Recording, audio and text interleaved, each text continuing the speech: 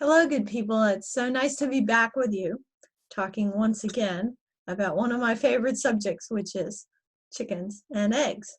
Now, in my last video, I asked you to make the ethical commitment to purchase pastured eggs, even though they are about $6 a dozen. That's 50 cents an egg, give or take a few cents, and preferably pastured eggs where the supplemental feed for the chickens is organic, if you can possibly afford it. If you cannot, then it's perfectly okay, I think, for you to buy the cheapest eggs that you can get, even though, as I discussed previously, the chickens that lay those eggs are really kept under conditions that are quite horrendous.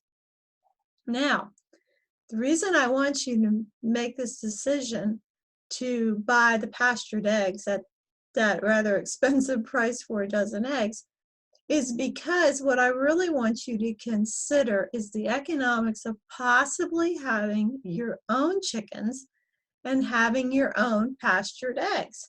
Okay, now this might seem like quite a romantic idea to you. You can think of yourself sitting on your back deck or maybe on your back porch watching some little chickens run around your yard. They're so beautiful, and you'll enjoy all their antics and how one of them will find a slug and then the others will chase her trying to get away from her and all of that. And it sounds delightful. Well, I am here to disabuse you of all of your romantic ideas about having pastured chickens running around your own lawn. Okay. Now you understand, of course, that if you have chickens, you're going to have some kind of housing for them. It's not like you could just turn them loose in your backyard and they would be fine. They would have to have secure shelter at night because everything likes to eat chicken. Chickens are delicious. And everything includes owls, foxes, raccoons, possums, bobcats, coyotes. You might think that in your suburban neighborhood, there are none of these wild predators around, but I guarantee you that if you have chickens, the predators will show up. They're hiding out, just waiting for you to get chickens. Also, your chickens are going to need someplace safe and secure to roost at night. Now, a roost is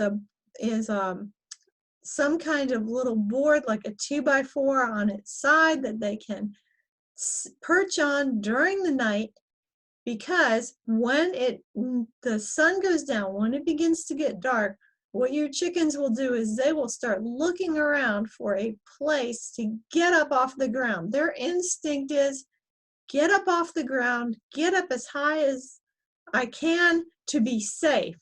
That is their instinct. And so they will look around for the highest place they can get to. That is why it is so important to train them to go into whatever housing you have for them and get up on the roost. Once they are used to roosting in a particular place, they will always roost in that place. And it's very cute to watch them, because one of them will go get up on the roost and then she'll start calling the others to come to bed, and they'll kind of go back and forth a little while, having a whole conversation about whether it's actually dark enough to go to bed for a while before they all get up there and settle down together in a little bunch. Now, when you have your little housing for your chickens, they can be of two kinds. If you are trying to pasture your chickens on your lawn, you have two choices in housing. You can have just a coop for the chickens, and you can let them out during the day, and then they can run around on your lawn or on your grass or whatever place you have that you're trying to pasture them on. Then you can shut them away at night.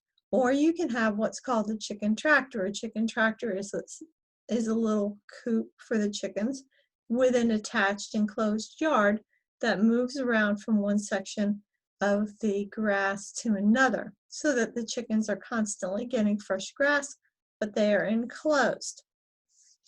The difference in having these two kinds of housing really has to do with your care of the chickens, and I'm going to explain that. Whatever housing you have your chickens in, your hens in, they're going to need to have nesting boxes. And again, you train them to nest in those nesting boxes and lay their eggs in those nesting boxes. If you don't do that and your chickens are running about in your yard, you can have an Easter egg hunt every day looking for what odd location your chickens have laid their eggs today. Believe me, you're going to want chickens trained in nesting boxes. Even if they're trained in nesting boxes and they are able to get out of their housing, they'll still find some odd locations to lay their eggs from time to time. Now, if you have a coop situation and you're letting them out in the morning, locking them up at night, then you can feed them away from their coop. So you might wonder, well, why do I have to feed them if they're running around on the grass? It's because chickens are not a natural animal. Most chickens, unless you have a very large amount of pasture for them, are not going to be able to get enough nutrition just out of a lawn or just out of a small paddock or something. They're going to need supplemental feeding. And you'll want to feed them away from where they are sleeping. Okay, and you want to have their feed under some kind of little shelter or roof. That way they have someplace they can go in to get out of the rain, their feed stays dry, and they can eat in that location. The reason you want to have their feed away from their coop is because everything that doesn't like to eat chickens likes to eat chicken food, okay?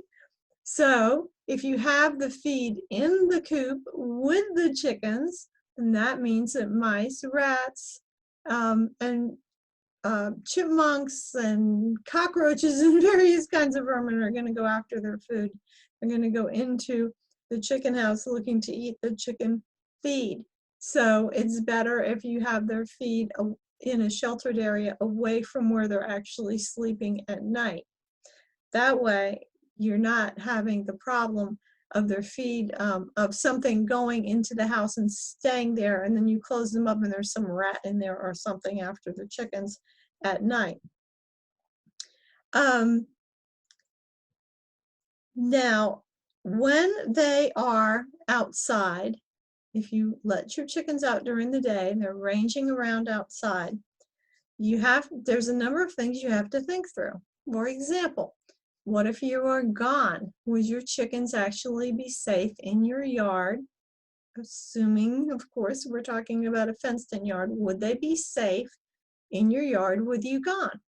What about various domestic animals that might be around in your neighborhood? What about other people's dogs? Do other dogs wander? Do some of them go over your fence sometimes? Or would they go over your fence to get your chickens if they saw your chickens? Are there feral dogs in your community that might be a danger to your chickens? So all kinds of things to think about. The other thing is that, are you going to close them up safely and lock them in their house every night? You're going to let them out every morning. To think this through, because that means when it's raining, when it's cold, that means there's some work involved with the chickens all of the time. Another aspect of having your chickens out in your yard is, how are you going to protect the plants that you don't want the chickens to eat? Your vegetable garden, maybe your ornamental plants that you have. How are you going to protect those things from the chickens? I have been through this. I have been through letting my chickens wander my yard and fencing off every single thing that I didn't want the chickens to eat. Quite a hassle, but it was necessary because otherwise the chickens will just tear everything up. Their feet are like little rototillers and they can do a lot of damage. What about biosecurity? This is something to think about, because if your chickens are wandering around in your yard and they're free to roam, I know one of the problems I had with my chickens getting underneath the bird feeder and eating the food that the wild birds had dropped. This is a biohazard. It's a hazard that the chickens might catch some kind of disease from the wild birds. What about if it's raining? What about if it's snowing? How are you going to take care of them in those situations? Now, if you have a chicken tractor and the chickens are closed up and they're in the chicken tractor, then you move the tractor every day. So it solves some problems. It solves the problems of the chickens wandering around and getting to places in your yard that you don't want them. Pooping on your deck, that's another one. All right. But the chicken feed is still not going to be completely secure. And the reason for this is that most chicken tractor designs, there's some sort of hard frame, either made out of wood, maybe made out of PVC or metal or something, that provides the framework for the chicken tractor with the wire on top of it. But most of us don't have perfectly flat lawns. And so there are always going to be gaps. Well, you can do what I did for quite a while, which is drag a couple of 4x4s around with my chicken tractor and put them against the side edges to make sure there were no gaps for some vermin to get in at night. There's still the same issue because, you're moving the tractor every day to give the chickens fresh grass. You're doing it in the rain? Are you doing it, in the wintertime when it's cold outside? Maybe in the wintertime when it's cold outside, you don't even have any grass growing. You have to figure out what are you going to be feeding your chickens in that event. So there's a lot of things that you have to think through. Because of this situation, because of these various problems that I'm relaying to you, most people who keep chickens in their backyard over a period of time come to the same conclusion that I finally came to one day when I went to my husband and said, I have got to have a proper chicken house, because all of these hassles and all of these various complications of taking care of the chickens had made me realize that what I needed was to get the chickens out of the yard, stop fencing things off from the chickens, stop dragging the chicken tractor around, and have a regular chicken house. Now, chicken housing, some people will say chicken house, some people will say chicken coop. They're different. A chicken coop is a small chicken house that really is accommodating only the chickens. And it may be up off the ground several feet, and there may be an area underneath it where the chickens can even run around underneath their coop. And it's made so that, you can access the eggs from outside, all of that.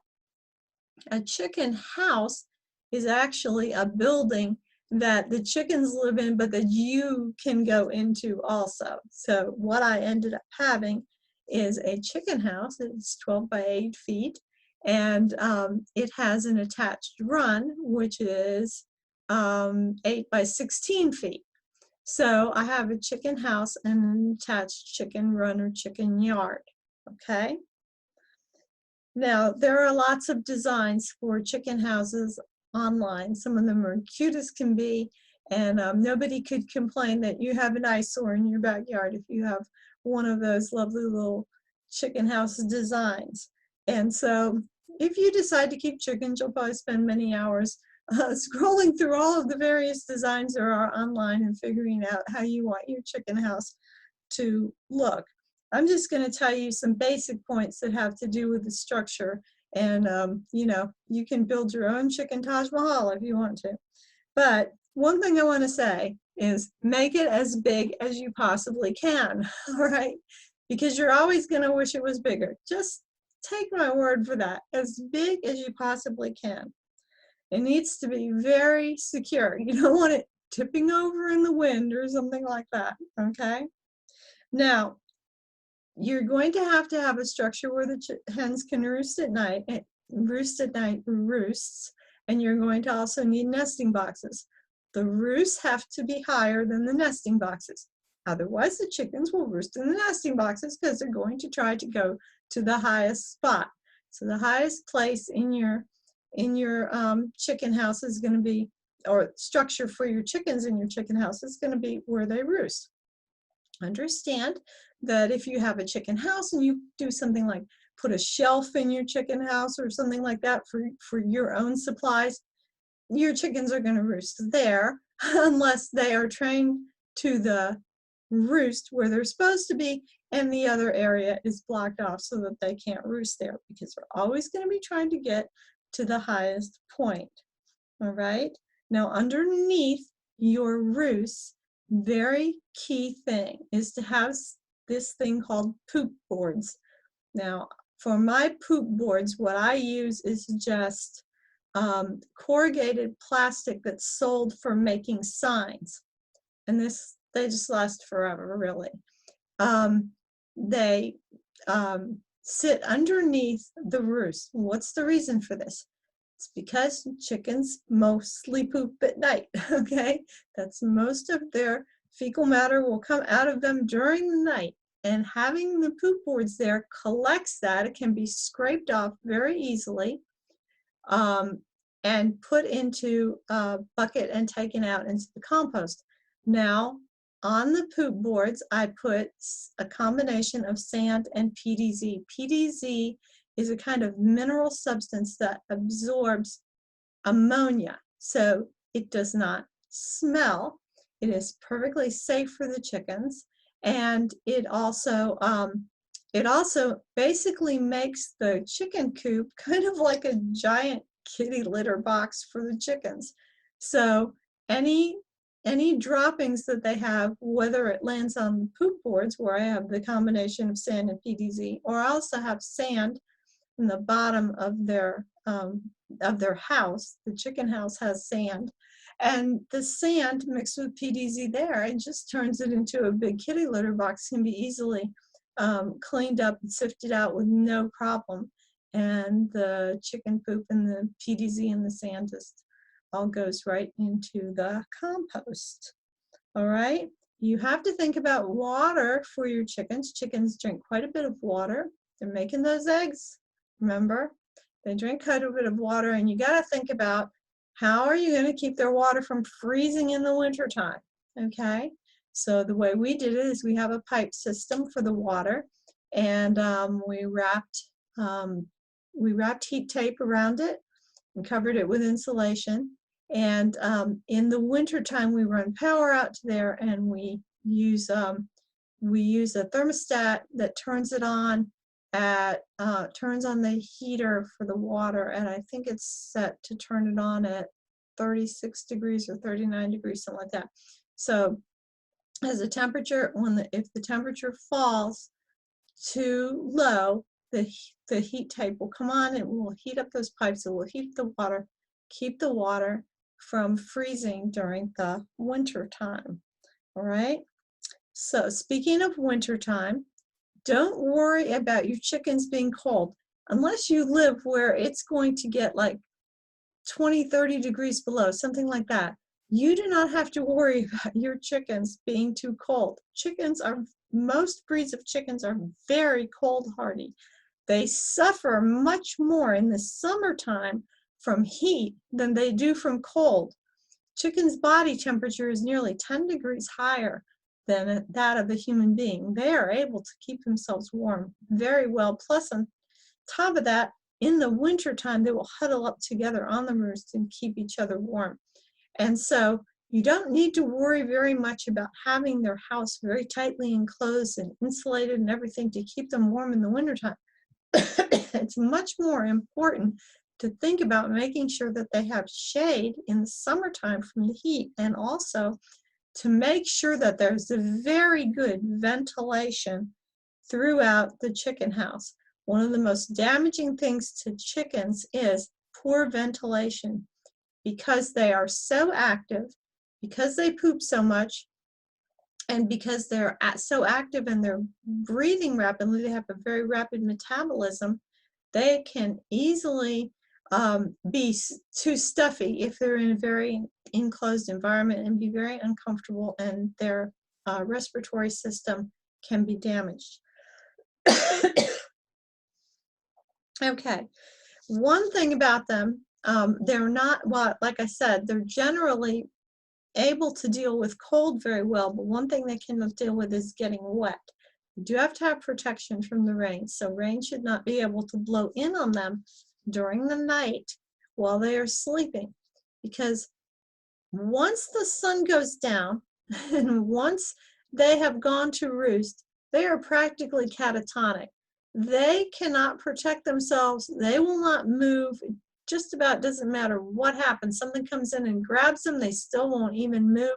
Their brain switches off when the lights are out. Okay? Now, some people in the long nights of wintertime, in order to keep egg production up, will have some kind of light that extends the daylight for the chickens in their chicken house to keep them laying. Now, I don't do that. I don't object to that if someone lives far north and they have a very, they have a much shorter summer, or much more, much longer time period where the chickens won't be laying. And if they want to get themselves another month at the end, as we go into winter, and maybe get another month started earlier in the spring. I don't believe chickens should be forced unnaturally to lay all year long, that they should, if their bodies are designed to give them some rest from laying in the wintertime, they should have that chance. If you have enough chickens, you have enough eggs, you can preserve eggs very easily for a couple of months in the winter while the chickens are not laying. Just have to think ahead about that. Okay, now one thing I want to talk to you about is this wire. This is 1/2-inch hardware cloth. This is what your entire chicken house has to be surrounded with, and the wire has to go 1 foot into the ground all around. This is because nothing will be able to dig through this wire. If you just put it on the ground, something will dig under it, okay? And it has to be on the top. It has to also be enclosed with this wire over the top, because if it's not, something will climb over it. So you want to make your chicken house tight with this wire, because you don't want anything coming in or out. And that is the kind of wire you have to use. Never use chicken wire. It's absolutely worthless. All right, 1/2-inch hardware cloth, 1 foot into the ground.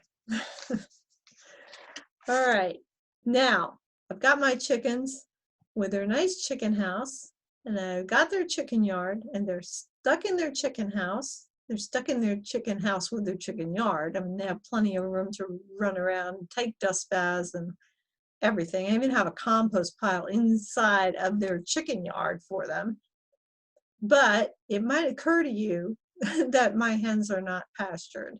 And here I've been talking to you about pastured hens, and talking to you about pastured eggs, and how you're supposed to buy those eggs that are $6 a dozen, 50 cents a piece, because they're pastured. And you might be thinking, well, what a hypocrite you are. Your chickens are not pastured. You're right. Okay, my chickens are not pastured. So how do I claim that my eggs are pastured eggs? Well, that's because what I give my chickens is a pastured chicken diet. Now, I do that several different ways. One way I do that is that, in addition to them having free access as much as they want to commercial chicken feed, which is their absolute least favorite thing that I feed them, actually, but I make sure they always have access to that. If for some reason I got sick and I couldn't go out and feed them, then I was, stuck in the house being sick for several days or something like that, I know that my chickens always have their chicken feed out there, that they will be okay with that if that's what they're stuck with, even though it's their least favorite thing. What else do I feed them? Lots of weeds from the garden, from the yard. When we mow, we put the grass clippings, and not all of them, you have to leave some grass clippings on the grass for fertilizing the grass, but We put a lot of the grass clippings when we mow in the spring, and a lot of the spring weeds are coming up in the grass. We mow them. We throw them into the chicken house. I forage for my chickens. I grow things for my chickens. I allow a nice patch of dockweed, yellow dock, to grow in my yard for my chickens. Wild lettuce grows in my yard for my chickens. I also give my chickens branches from my various herbs that I grow, thyme, oregano, different things like that. Just all the different herbs that I grow around in my yard, different berries that I grow. I grow strawberries, blueberries, raspberries. I give little bits of those to the chickens. Cherry tomatoes, they love cherry tomatoes, all of those things. When I grow cucumbers, sometimes I'll throw a cucumber in there and let them peck at the seeds and eat the cucumber. All of the different vegetables and things that I grow, I share with the chickens. And so my chickens get a pastured chicken's diet, even though they're not doing the running around and I'm doing the foraging for them. There's a couple of other things that I give my chickens that make them very happy.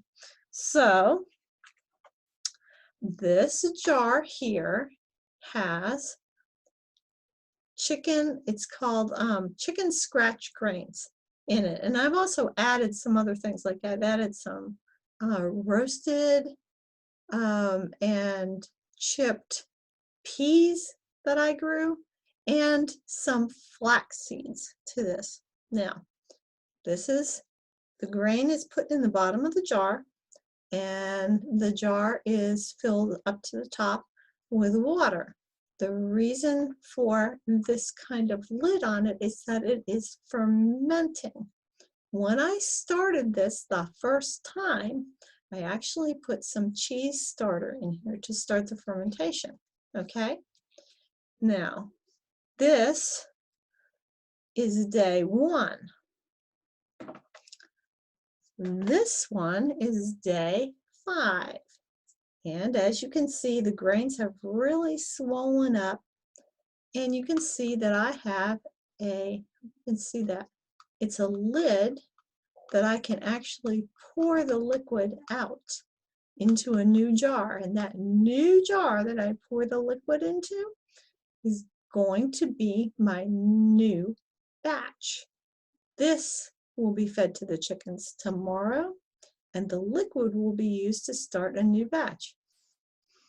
It smells a little bit like cheese, kind of.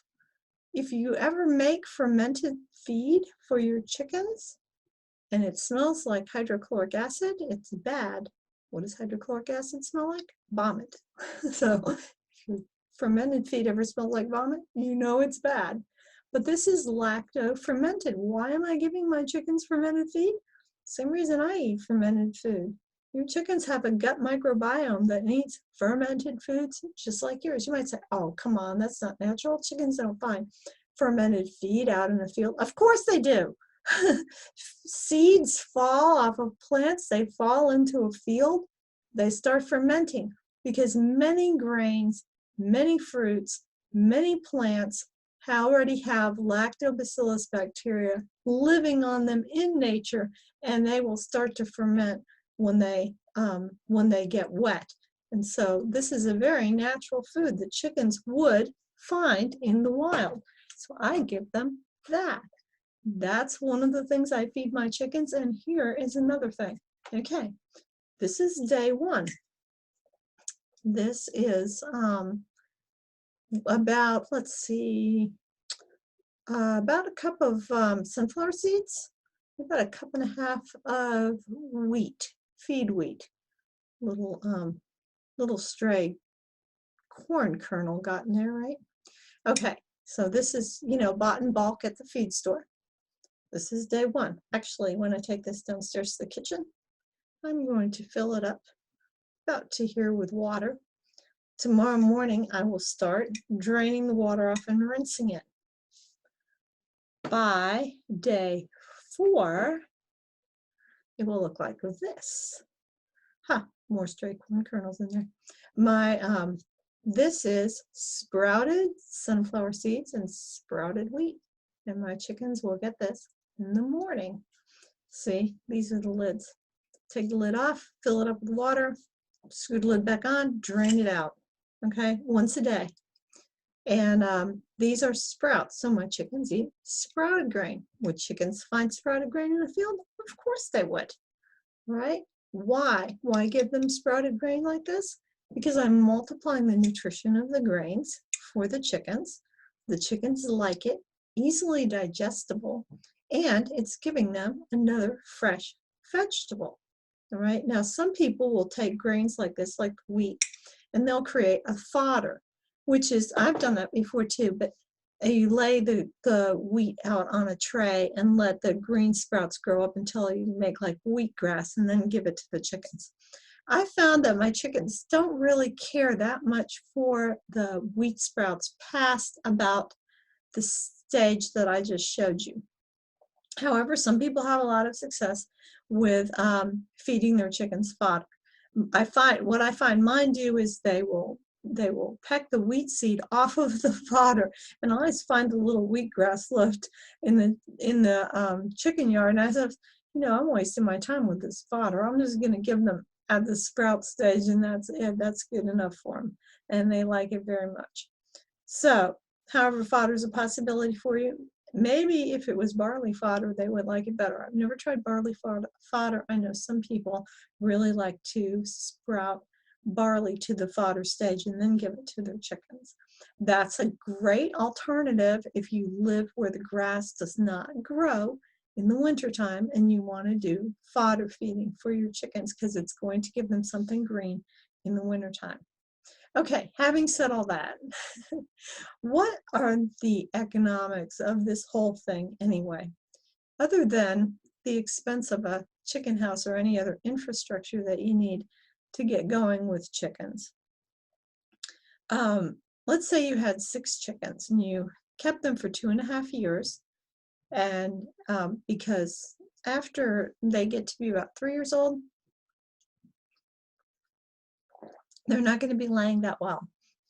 And let's say you kept them for about 2.5 years. In that time, 6 chickens will lay about 2,000 eggs. Now remember, you're going to make the commitment to buy 50 cents a piece eggs. So that's $1,000 worth of eggs in 2.5 years. Why did I say 2.5 years? Because the first 6 months, they're just growing up to sexual maturity and they won't start laying until then. Okay, so you can get $1,000 worth of eggs. If you are smart in how you feed them and you're careful to supplement with stuff that's free growing out in your yard in whatever natural area that you have access to, if you do that, you can get by with feeding them for around $300 in that time period. It's going to be a little more expensive when they're babies because you have to buy the baby chick food. It's a little higher.